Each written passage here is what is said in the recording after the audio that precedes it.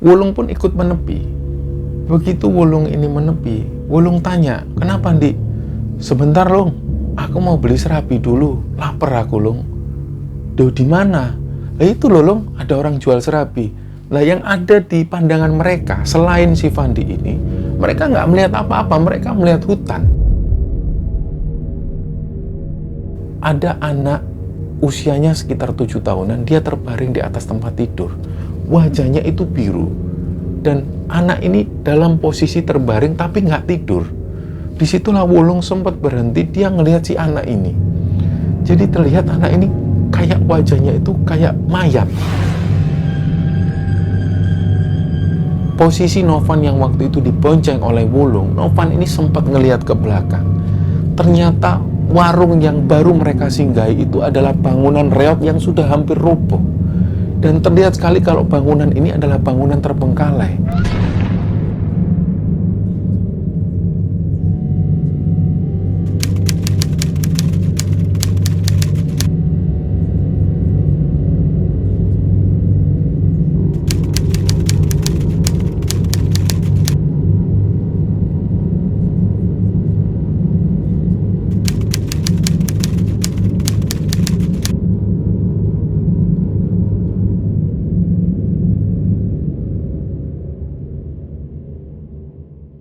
Bismillahirrahmanirrahim. Assalamualaikum warahmatullahi wabarakatuh.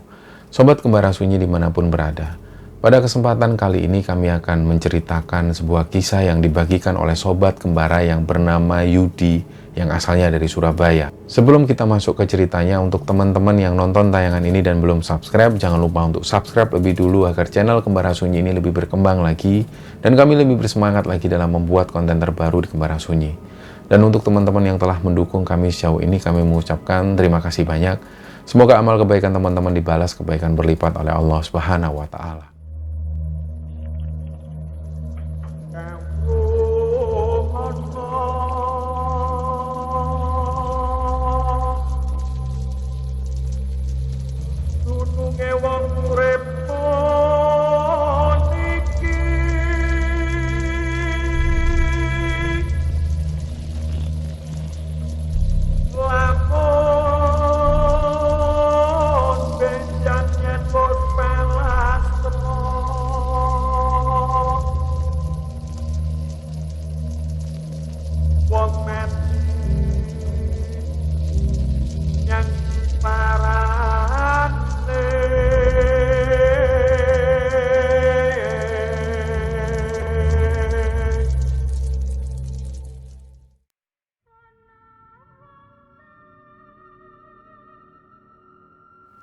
Cerita yang akan kami ceritakan kali ini, ceritanya dibagikan oleh Sobat Kembara yang bernama Yudi, yang asalnya dari Surabaya.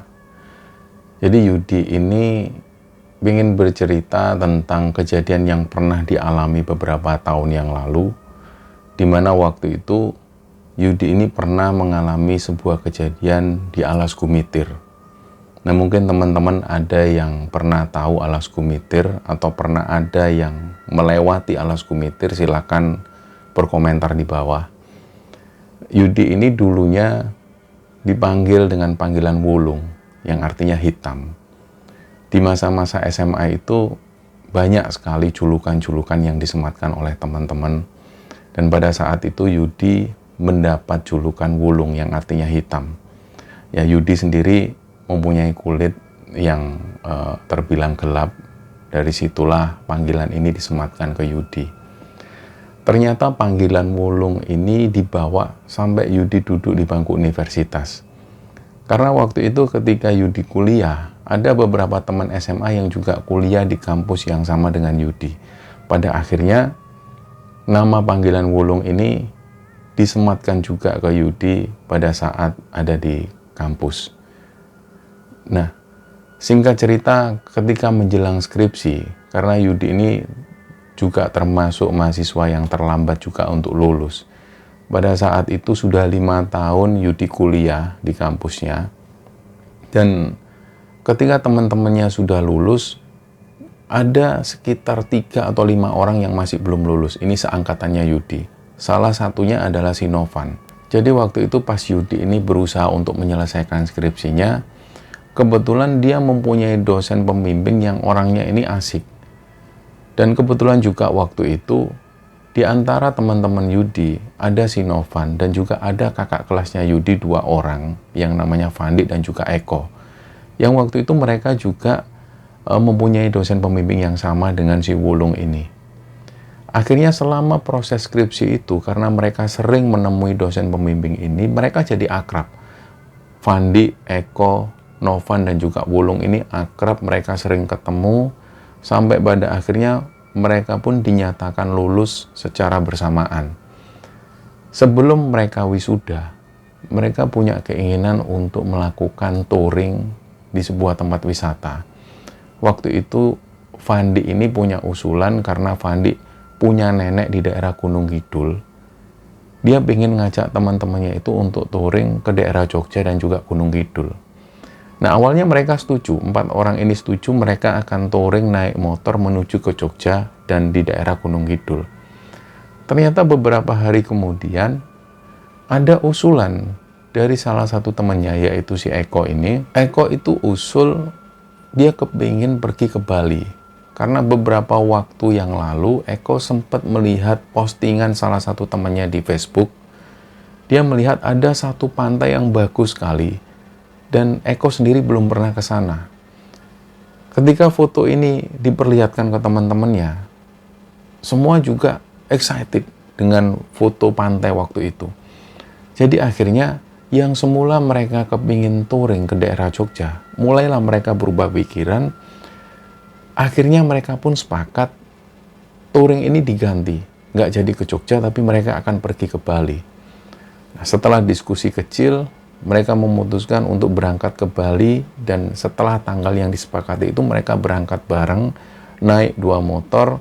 Waktu itu Wulung boncengan dengan si Novan, si Fandi boncengan dengan Eko. Berangkatlah mereka menuju ke Bali. Singkat cerita, ketika sampai di Bali, mereka langsung menuju ke Legian. Mereka menyewa sebuah penginapan di sana. Jadi selama 2 hari ada di Bali, mereka ada di penginapan itu yang ada di daerah Legian. Dan selama di Bali, mereka mulai mengeksplor. Termasuk salah satu pantai yang mereka idam-idamkan itu, mereka menuju ke sana. Dan di hari kedua, mereka menyempatkan untuk ke daerah Bedugul. Setelah itu mereka kembali ke penginapan, nggak ada kejadian yang ganjil. Dan di malam hari, tiba-tiba Fandi ini dapat telepon dari adik perempuannya di Surabaya. Intinya adiknya ini telepon, "Mas, pulang kapan?" Ini ibu tanya. "Loh, kenapa kok tumben?" Nggak tahu, ibu itu semalam mimpinya itu aneh. Dan dia khawatir sama kamu, makanya tanya kamu pulang kapan. Nah, Fandi menjelaskan, "Sudah, nggak usah khawatir. Besok kami sudah pulang. Kamu bilang ke ibu nggak usah khawatir, wong kita ini cowok-cowok kok." "Oh ya sudah, tak sampein ke ibu." Nah, hal itu nggak dipermasalahkan oleh Fandi. Malam itu mereka tidur dan keesokan harinya sebelum mereka pulang, mereka menyempatkan untuk nongkrong di daerah Kute. Sore hari sekitar jam 4 sore, mereka pun memutuskan pulang kembali ke Surabaya. Jadi lokasi yang pertama kali mereka tuju adalah Pelabuhan Gilimanuk. Sesampainya di Gilimanuk itu malam hari. Setelah mereka nyebrang sampai di Pelabuhan Ketapang Banyuwangi itu, suasana ramai sekali. Mungkin waktu itu adalah musim liburan. Jadi yang diingat oleh Wulung, setiap kali ada bis datang yang mau menyeberang menuju ke Bali itu selalu isinya ini anak-anak SMA dan anak-anak SMP yang mau liburan. Jadi kondisinya ramai waktu itu. Begitu mereka keluar dari Pelabuhan Ketapang dan memulai perjalanan, belum sampai 10 menit mereka sudah terjebak macet. Dan macetnya itu terlihat parah. Awalnya macetnya ini masih bisa jalan. Dan lama-kelamaan sekitar 5 menit benar-benar berhenti. Dari situlah Fandi ini turun dari motor, dia jalan ke pinggir jalan, dia ngelihat, ternyata benar. Dia ngelihat macet ini parah. Dan nggak ada yang jalan sama sekali. Dia pun akhirnya balik ke motor, tanyalah si Wulung, "Kenapa, Ndi? Apa ada kecelakaan atau apa?" "Nggak ada itu, tapi macetnya panjang banget. Parah ini." Waktu itu mereka memang nggak bergerak sama sekali. Dan di sebelah-sebelah mereka itu sudah banyak sekali orang-orang yang istirahat di pinggir jalan. Nah, kebetulan di samping Wulung itu ada bapak-bapak yang naik motor, beliau sendirian. Dan si bapak-bapak ini tanya, mau kemana sih mas? Mau pulang pak ke Surabaya. Oh, ini kayaknya lama mas. Kenapa ya pak? Apa ada kecelakaan atau apa? Kalau sudah kayak gini, ini bukan kecelakaan mas. Mungkin ada pohon tumbang di depan sana. Lama ini kayaknya nunggu petugas yang datang. Kalau sampai mau ke Surabaya, kalau nggak takut sih lewat Alas Gumitir kan bisa mas. Nah si Wulung ini ingat, Alas Gumitir itu adalah alas atau hutan yang menghubungkan antara daerah Banyuwangi dan daerah Jember. Wulung beberapa tahun yang lalu itu pernah melewati Alas Gumitir menuju ke rumah Pak D-nya yang ada di Jember.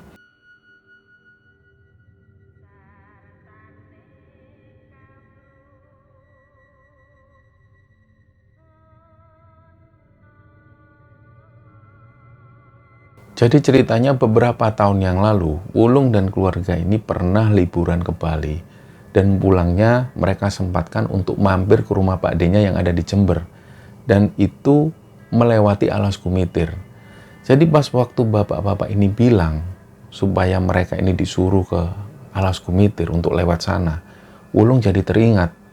Jalanan di sana seingat Wulung itu sepi.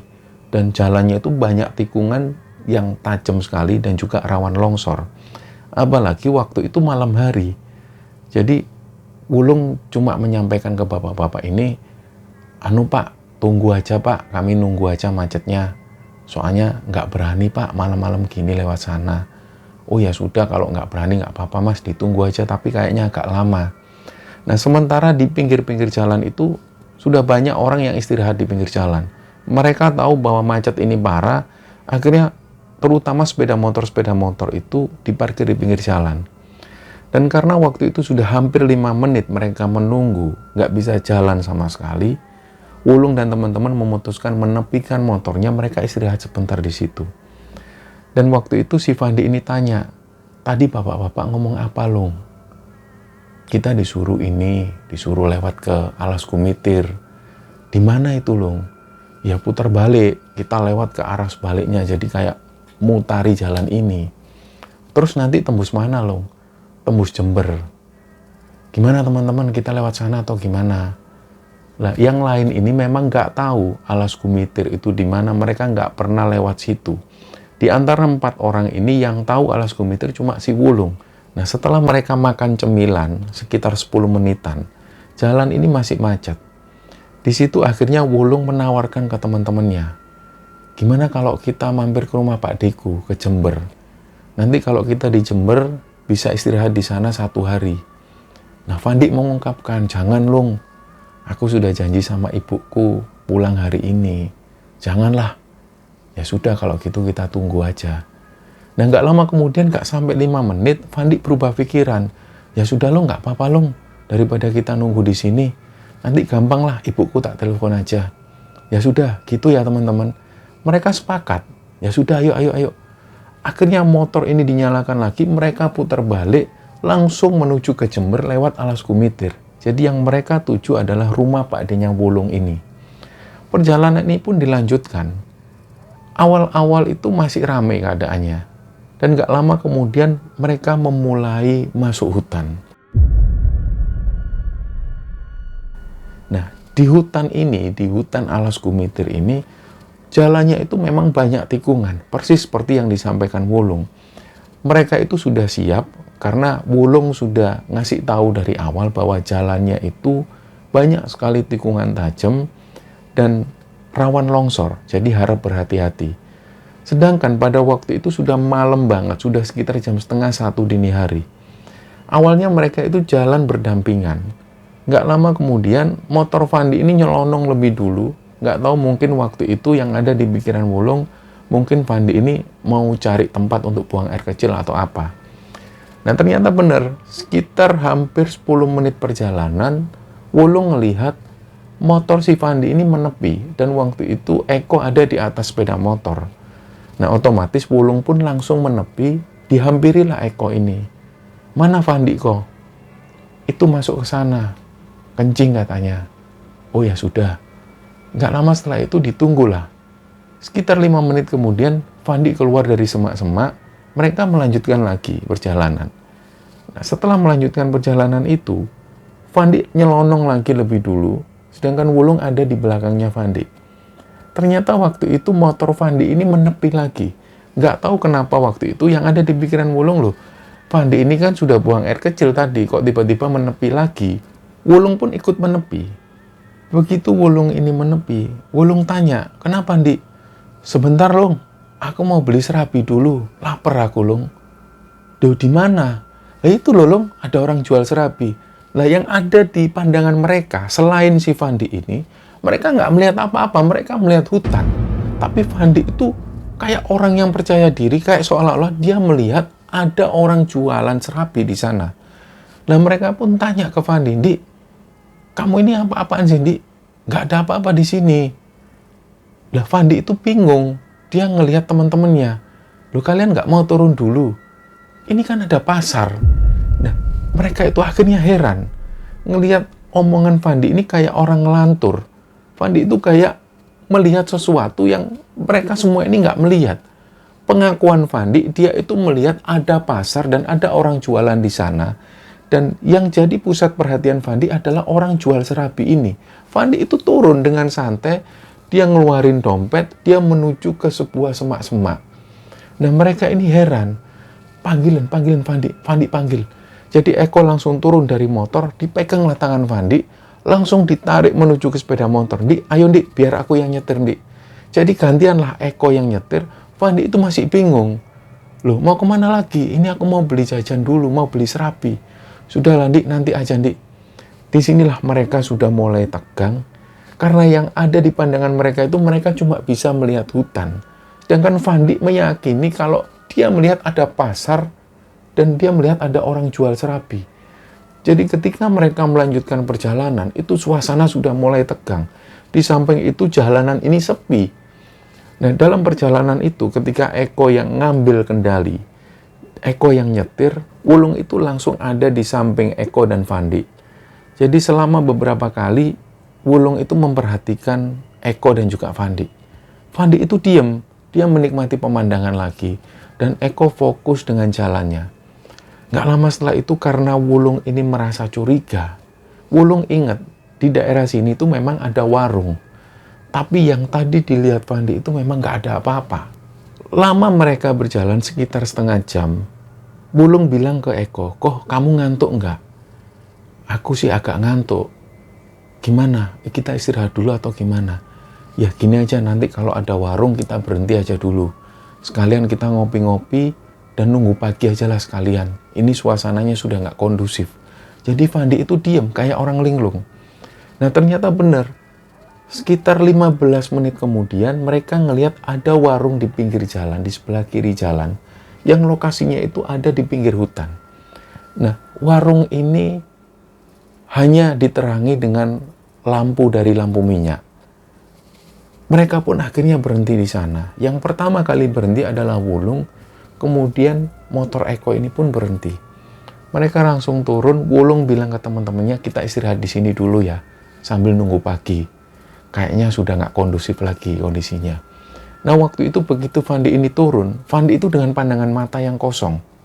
Warung ini terbuat dari bangunan-bangunan bambu, sangat tradisional sekali. Dan di situ itu ada amben, ada bangku panjang yang terbuat dari bambu.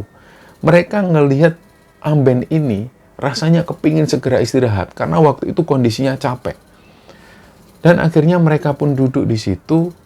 Wulung manggil pemilik warungnya, "Bu, Bu." Keluarlah ibu-ibu di situ. Ibu-ibu ini usianya sekitar 50 tahunan. Beliau pakai busana layaknya orang-orang desa. Tapi yang membuat mereka itu agak nggak nyaman karena raut wajah ibu-ibu ini terlihat judes. Jadi beliau nggak melempar senyum sama sekali. Begitu si ibu-ibu ini keluar, Wulung dan teman-teman pesan sesuatu. Jadi waktu itu mereka pesan teh. "Bu, minta teh hangat 4 ya, Bu. Teh hangat nggak ada, adanya kopi." Jadi jawabannya itu selalu judes seperti itu, tanpa senyum sama sekali. Nah, pas waktu si ibu-ibu ini bilang, Akhirnya mereka pun, ya sudah Bu, kopi 4 ya Bu. Beliau pun masuk ke dalam. Gak sampai 5 menit, beliau keluar bawa 4 gelas kopi dan langsung disuguhkan ke anak-anak ini. Nah, waktu itu Wulung ini ngelihat, ini kopi kok nggak panas sama sekali. Ah, ya sudahlah. Wulung tanya lagi, Bu, ada Indomie Bu? Nggak ada. Yang ada apa Bu makanan? Ada ketela Mas. Oh ya sudah Bu, nggak apa-apa Bu. Jadi mereka tetap menanggapi dengan ramah. Meskipun ibu-ibu ini terlihat judes, karena satu-satunya warung yang buka adalah warung ini, mereka tetap mengabaikan hal itu. Akhirnya ibu-ibu ini keluar bawa 1 piring ketela. Dikeluarkanlah. Lah, Wulung dan teman-teman ini juga merasa aneh lagi. Yang mereka pikirkan, paling tidak ketela ini dalam keadaan hangat. Begitu dipegang, ketela ini dingin. Kopi juga dingin. Jadi sama sekali nggak ada yang meminum kopi ini. Nah, beberapa dari mereka itu sudah selonjoran. Mereka ada yang tiduran dan terlihat Fandi ini sudah tertidur lebih dulu. Jadi mereka merasa tenang karena Fandi sudah tidur. Nggak lama kemudian Eko pun juga membaringkan badan. Tinggallah Wulung dan juga si Novan. Mereka ngobrol. Yang dibicarakan waktu itu adalah tugas-tugas kuliahnya. Jadi beberapa skripsi mereka itu membahas tentang permasalahan yang sering mereka diskusikan. Jadi waktu itu mereka mendiskusikan tentang skripsi. Gak lama setelah itu obrolan ini pun langsung berubah menjadi obrolan di mana waktu itu Fandi sempat berhenti di satu tempat. Novan sempat tanya, Lulung, waktu Fandi ini diem di sana, dia ngelihat ada orang jual serabi, itu sebenarnya ada orang jual atau enggak? Nah disinilah Wulung bilang, enggak, aku juga enggak lihat apa-apa. Loh berarti Fandi itu ngelindur atau gimana? Nah Wulung itu berusaha supaya enggak menakut-nakuti si Novan. Wulung cuma bilang, mungkin Fandi itu ngelindur, dia itu kecapean. Lihat itu Fandi tidur pules, berarti dia tadi kecapean. Ya sudahlah. Terus Novan ini mepet ke arah si Wulung, dia bilang, Lung ini kopinya kok dingin semua. Kenapa kok enggak kamu minum? Iya, aku takut kalau minum kopi dingin gini, takut perutku nggak enak. Ya terus gimana, masa nggak diminum? Ya sudahlah, biarin aja lah. Kita kan tujuannya sambil nunggu pagi di sini. Sudahlah, nggak apa-apa, biarin aja. Nah lama-kelamaan, Wulung ini pun juga capek. Dia merebahkan badannya. Di warung itu nggak ada pengunjung sama sekali. Jadi mereka bebas. Akhirnya mereka pun menyelonjorkan badannya. Dia mulai berbaring. Dan seketika itu juga mereka tertidur. Dan dalam mimpinya itu, Wulung ini mimpi masih ada di warung itu. Dia ingin buang air kecil. Jadi di mimpinya itu dia izin ke ibu-ibu ini agak dengan perasaan yang takut karena ibu-ibu ini terlihat judes. Jadi waktu itu si ibu ini duduk di atas bangku sambil memandang ke arah depan. Wulung bilang ke si ibu ini, Bu, numpang ke toilet bisa Bu? Si ibu ini nunjuk ke arah belakang tanpa ngomong sama sekali. Nah, Wulung pun langsung berjalan sambil membungkuk. Dia melewati ibu-ibu ini, melewati satu ruangan yang sepertinya ruangan ini adalah ruangan kamar. Nah, begitu melewati ruangan ini, Wulung nggak melihat sama sekali. Dia langsung menuju ke belakang. Begitu sampai di belakang, Wulung masih belum juga ketemu toilet. Di situ ada dapur karena terlihat ada pembakaran kayu di situ. Dia buka lagi pintu yang di belakang, barulah di luar itu ada bangunan yang semi permanen. Nah, disitulah Wulung akhirnya berjalan. Dia pun akhirnya kencing di situ. Setelah itu dia keluar dan kembali lagi ke warung tersebut. Nah, pas waktu kembali, dia ini terpaksa harus melihat ruangan yang dia lewati tadi. Karena dia melihat ada anak usianya sekitar 7 tahunan, dia terbaring di atas tempat tidur. Wajahnya itu biru. Dan anak ini dalam posisi terbaring tapi nggak tidur. Disitulah Wulung sempat berhenti, dia ngelihat si anak ini. Jadi terlihat anak ini kayak wajahnya itu kayak mayat. Begitu Wulung melihat seperberapa detik, ibu-ibu ini langsung bilang, sudah Mas. Oh sudah Bu. Akhirnya Wulung pun pergi kembali ke tempat tidur tadi. Nah, dari situ Wulung kebangun dari tidurnya, dia ngelihat ternyata teman-temannya ini masih tidur. Dilihat jam, waktu itu sudah jam 2:30. Nah, si ibu-ibu ini sudah nggak kelihatan lagi di depan, nggak tahu kemana. Wulung pun akhirnya nyoba minum kopi ini. Pas kopi ini diminum, ternyata kopi ini pahit, tanpa gula sama sekali. Nah, Wulung waktu itu secara otomatis menyemburkan kopi itu. Karena dia merasa pahit sekali, dia nggak pernah minum kopi pahit sebelumnya. Kopi ini benar-benar pahit seperti jamu. Diletakkanlah kopi itu, sementara 3 orang temannya ini masih tidur. Setelah itu dia bangunkanlah satu persatu. Bangun, sudah mau jam 3 ini. Ayo kita lanjutkan perjalanan, sudah mau subuh. Nah, semua teman-temannya bangun kecuali Fandi. Fandi ini dibangunkan yang paling lama dia bangunkan. Dik, bangun Dik, ayo Dik, jalan Dik, bangun Dik. Gak lama setelah itu Fandi pun duduk, dia buka mata. Long, ini di mana Long? Di warung, ayo kita lanjutkan perjalanan ke rumah Pak Deku. Long, ini bukan warung Long. Loh, kamu itu ngelindur lagi Dik. Lah waktu itu Wulung ini yang inisiatif mau bayar. Dia panggil lah ibu-ibu ini, Bu mau bayar Bu, sudah Bu. Ternyata nggak keluar. Nah, Wulung ingat di mimpinya itu ada satu ruangan. Dia takut mau masuk karena dalam mimpinya dia melihat ada anak kecil yang seperti mayat di situ. Jadi Wulung cuma nunggu di depan dan begitu diperhatikan di situ ada kalender. Nah, yang tertera di kalender itu adalah tahun 1992. Waktu itu Wulung berpikir, kok kalender lama masih dipakai? Nah, dilihat lagi, warung ini seperti bukan warung. Jadi banyak sekali barang-barang yang berserakan, kayak sudah nggak terpakai. Disitulah Wulung langsung merasa merinding. Loh, kok kayak gini? Dia manggil lah Eko, kok sini kok. Eko pun datang. Kenapa Long? Kok aneh ya kok? Eko ini juga ngelihat. Loh Long, perasaan tadi nggak gini warungnya Long. Lah Wulung dan Eko ini ketakutan, dia balik lagi ke teman-temannya itu. Begitu dia duduk, dia ngelihat ketela yang tadi disajikan oleh ibu-ibu itu sudah berjamur dan warnanya itu menghitam. Dan kopi yang disajikan tadi, ini gelasnya sudah sangat kotor sekali. Kayak seolah-olah gelas ini sudah lama sekali nggak dicuci, kena debu-debu. Nah, begitu mereka melihat pemandangan yang seperti ini, mereka pun langsung cepet-cepetan kabur. Dia langsung starter sepeda motor dan langsung kabur. Posisi Novan yang waktu itu dibonceng oleh Wulung, Novan ini sempat ngelihat ke belakang. Ternyata warung yang baru mereka singgahi itu adalah bangunan reot yang sudah hampir roboh. Dan terlihat sekali kalau bangunan ini adalah bangunan terbengkalai. Di situ akhirnya si Novan ini nepuk pundaknya si Wulung. Long, cepet Long. Iya Van, ini aku sudah cepet Van. Wulung waktu itu paham apa yang dimaksud oleh si Novan. Dia langsung melajukan kencang motornya, dan dalam perjalanan itu mereka nggak berhenti sama sekali. Begitu sampai di kota Jember sekitar jam 5 pagi, dan mereka langsung menuju ke rumah Pak D-nya Wulung.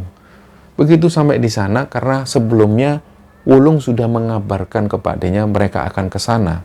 Pak D-nya sudah menyiapkan sarapan. Setelah mereka sarapan, barulah si Wulung ini cerita.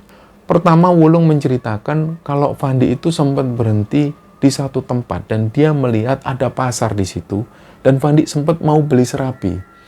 Nah, Pak D-nya Wulung cerita, Long, harusnya kamu itu ngasih tahu teman-temanmu. Di sana itu kan masih wingit. Di situ itu memang ada pasar setan dan gak semua orang bisa melihat pasar setan. Mungkin temanmu ini semalam ngelihat pasar setan itu. Nah, pas waktu itu Fandi juga cerita lagi bahwa sebenarnya waktu itu Fandi melihat ada pasar di situ. Ada orang beraktivitas seperti di pasar, dan yang menarik perhatian Fandi waktu itu memang ada orang jualan serabi. Jadi yang ada di pandangan Fandi memang ini pasar, bukan hutan. Nah, setelah itu mereka cerita bahwa mereka menghampiri sebuah warung. Pada saat itu mereka disuguhi kopi dan ketela. Ternyata pas waktu mereka mau bayar, itulah yang terjadi. Gelas kopi itu dalam keadaan kotor dan ketela itu sudah berjamur semua. Novan sempat bilang ke teman-temannya dan juga ke Pak D-nya Wulung itu, bahwa Novan ini sempat melihat yang dia singgahi, yang mereka singgahi waktu itu ternyata bukan warung. Ini adalah bangunan terbengkalai yang terbuat dari bambu yang sudah reot, yang sudah nggak layak untuk ditempati. Nah, sekali lagi Pak D-nya Wulung menjelaskan, lain kali kalau kalian lewat Alas Kumitir itu ndak usah malam hari. Lebih baik kalian nunggu pagi dulu, barulah lewat sana. Banyak kejadian-kejadian aneh itu di sana. Ya sudahlah, jadikan ini pelajaran bagi kalian. Paling ndak kalian punya pengalaman di sini. Nah, setelah cerita-cerita itu mereka sampai sore hari di rumah Pak D-nya Wulung. Setelah itu mereka melanjutkan kembali pulang ke Surabaya. Dan dari sinilah cerita ini dibagikan oleh Wulung kepada Kembar Sunyi, pengalaman ketika Wulung dan teman-teman pernah singgah di sebuah warung gaib yang ada di Alas Kumitir. Semoga kisah ini bisa menghibur teman-teman semua. Mohon maaf kalau ada salah-salah kata. Wassalamualaikum warahmatullahi wabarakatuh.